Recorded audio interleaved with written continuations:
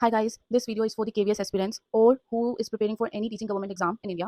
And why I'm making this video because I have cleared KVS PRT examination in 2023, but I wasn't able to join the school because I moved to abroad. So and that was my second attempt, guys. So guys, I have seen failure as well, and I have cracked examination as well. That's why I'm making the video. So to help you out कि मैंने पहले ऐसे क्या गड़बड़ करी जिससे मेरा selection नहीं हुआ, and बाद में मैंने ऐसा क्या अपने में improve किया जिससे मेरा सिलेक्शन हो गया.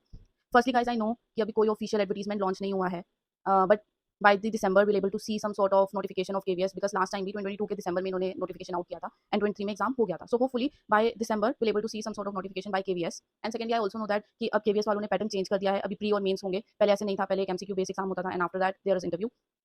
तो अभी जैसे कि हमारे पास ऑफिशियल नोटिफिकेशन नहीं आया है, तो इस टाइम में हमें कैसे प्रिपेयर करना चाहिए because we are unaware about syllabus, unaware about exam pattern. Still guys मुझे ऐसा लगता है कि कुछ चीज़ें होती हैं जो बेसिक हैं और जो रहेगी ही रहेगी, जैसे maths, English, Hindi, pedagogy, psychology, क्योंकि हम पीआरटी की बात करें तो पेडागोजी तो नहीं हट सकती, वो तो रहेगी. And same thing with psychology as well. तो ये वाली चीज़ें, रीजनिंग एज वेल, मुझे ऐसा लगता है ये वाली चीज़ें कितना भी एग्जाम पैटर्न चेंज हो जाए ये तो रहेगा ही रहेगा. तभी जब मैं एग्जाम का प्रिपेयर कर रही थी और कोई ऑफिशियल नोटिफिकेशन नहीं आया था, मैं भी इन जनरल सब्जेक्ट्स पे फोकस कर रही थी कि एटलीस्ट जब नोटिफिकेशन आउट होगा एटलीस्ट मेरा 50% प्रिपेयर होगा. तो आपको इसके लिए कैसे प्रिपेयर करना है, I will share my tips what I followed at that point of time. तो हो सकता है वो आपके लिए भी हेल्प हो, तो आप भी वो चीज़ करना. तो अगर मैं बात करूँ हिंदी इंग्लिश की, जो सबसे बेसिक है, ये तो आना ही आना है. हिंदी इंग्लिश में मैंने DSSB के प्रीवियस ईयर के एग्जाम उठाकर पार्ट ए करे काफ़ी सारे, और मैंने रिकॉग्नाइज किया कि मेरा कौन सा जो कंसेप्ट है वीक है. अगर मैं हिंदी की बात करूँ तो मेरा वाक्यों वाला कंसेप्ट वीक है, या मेरा मुहावरे वाला कंसेप्ट वीक है, या जोन सा भी वीक है, मैंने वो एनालाइज किया by doing previous year paper. सबसे पहले मैंने प्रीवियस ईयर का पेपर किया, वो भी DSSB का, क्योंकि पार्ट ए उसमें थरो होता है. पार्ट ए में ये सारे जनरल सब्जेक्ट्स थरो अवेलेबल होते हैं.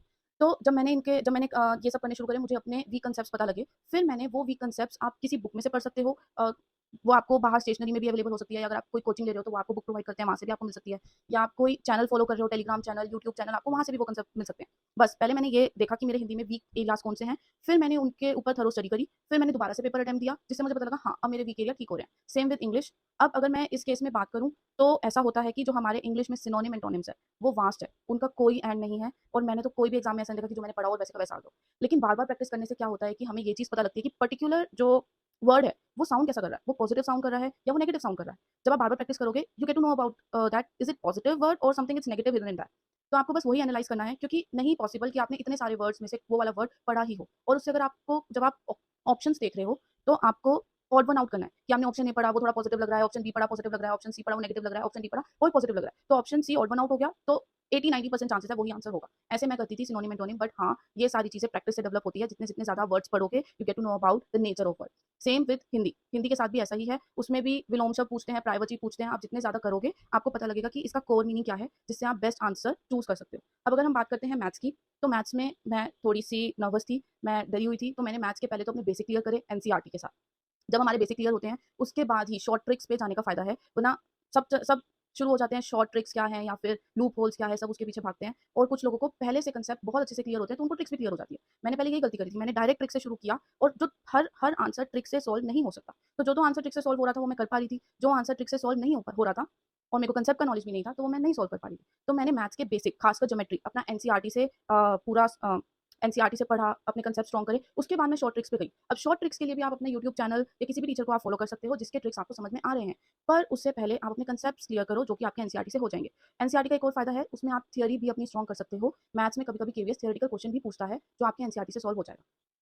Next, if we move to some other subjects like SST, science, या ऑल अबाउट दिस. अब मान लो कि हमने एसएसटी और साइंस की प्रैक्टिस करी, पर वो सिलेबस का पार्ट नहीं है, न्यू पैटर्न का पार्ट नहीं है. That is also fine, because वो जीके का पार्ट तो होने ही वाला है, और आप ऑल साइंस वगैरह पढ़ते हो, आपको थोड़ा सा नॉलेज भी ब्रॉड होता है. और जरूरी नहीं कि आप केवीएस के लिए प्रिपेयर कर रहे हो, आप DSSB के लिए प्रिपेयर कर रहे हो तो वहाँ पे भी हेल्प आएगी, और भी दूसरे किसी एग्जाम के लिए प्रिपेयर कर रहे हो तो वहाँ पे भी हेल्प आएगी. तो पढ़ने में कुछ भी नहीं है. मैंने क्या किया था, मैंने एक एप्लीकेशन डाउनलोड करी थी एनसीईआरटी की, फ़ोन में ही. मैंने कोई बुक नहीं खरीदी, और मैं उसमें चैप्टर वाइज़ मैंने 4th स्टैंडर्ड से शुरू किया, और सारे चैप्टर मैं गो थ्रू करने लगी, और मैं साथ-साथ इंपॉर्टेंट नोट्स बनाते जा रही थी, जो मुझे लग रहा था इंपॉर्टेंट है. और ये मैंने सारे सब्जेक्ट्स में करा, एसएसटी में भी करा, साइंस में भी करा. जब मेरा एग्ज़ाम डेट मुझे पता चली कि एग्ज़ाम है, या जब ऑफिशियली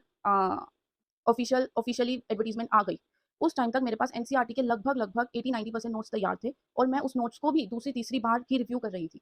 तो इसीलिए मैं आपको बोल रही हूँ, अभी का जो टाइम है उसको आप बेस्ट यूटिलाइज करो. अभी जो हमारे बेसिक सब्जेक्ट्स हैं जो हमें पता है वो रिमूव नहीं हो सकते, वो तो आने ही आने हैं, जैसे maths, reasoning, Hindi, English, SST, science, ये आप करने शुरू करो.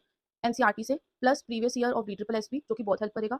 जब आपका एडवर्टाइजमेंट रिलीज होगा आप उसमें देखोगे आपका लगभग 50 to 60% सिलेबस ऑलरेडी क्लियर है, और जो बचा 50-60 वो बस आपको अपना पॉलिश करने की जरूरत है कि जो मैंने पढ़ा है उसमें से अब मुझे कितना पढ़ना है, क्योंकि मैंने पढ़ ज़्यादा लिया है, अब मुझे उसको थोड़ा सा कम करना है। अगर मैं लॉजिकल रीजनिंग की भी बात करूँ तो वो भी मैंने DSSS के प्रीवियस ईयर एग्जाम में से ही पढ़े थे, और उसमें भी मैंने सेम टेक्निक यूज़ करी थी कि पहले मैंने रीजनिंग करा, उसके बाद मैंने समझा कि मेरे ये वाले टॉपिक बहुत गड़बड़ हैं, हिले हुए हैं, ये तो मुझे इसके कंसेप्ट समझने पड़ेंगे। फिर मैंने यूट्यूब में सर्च करे, 2-3 वीडियोस देखी, फिर मेरे को समझ आया कि मेरे को पर्टिकुलर टीचर का ज़्यादा समझ आ रहा है, तो मैंने उनको फॉलो करना शुरू कर दिया और उनकी शॉर्ट ट्रिक्स वगैरह देखकर रीजनिंग सॉल्व करनी स्टार्ट करी। एंड गेस व्हाट गाइस, मैं मैथ्स में इतनी नर्वस थी और मेरे मैथ्स में आउट ऑफ 2019 मैंने स्कोर किया था। सिर्फ मैंने यही सब चीज़ फॉलो करी थी, एनसीईआरटी एंड प्रैक्टिस। तो आप भी ये करो। एंड नेक्स्ट वीडियो में मैं आपको बताऊंगी कि मैंने जो मेरा पहले अटेम्प्ट था उसमें मैंने क्या गड़बड़ करी थी जो मेरा सिलेक्शन नहीं हुआ था। तो वो वीडियो भी देखना, क्योंकि गलतियां पता लगती हैं तो वो ज़्यादा इंपॉर्टेंट होती है। अभी के लिए इतना ही, और अभी तो दिवाली आ रही है, so enjoy your Diwali, happy Diwali. मिलते हैं नेक्स्ट वीडियो में with mistakes. Until then take care, have a good day, bye.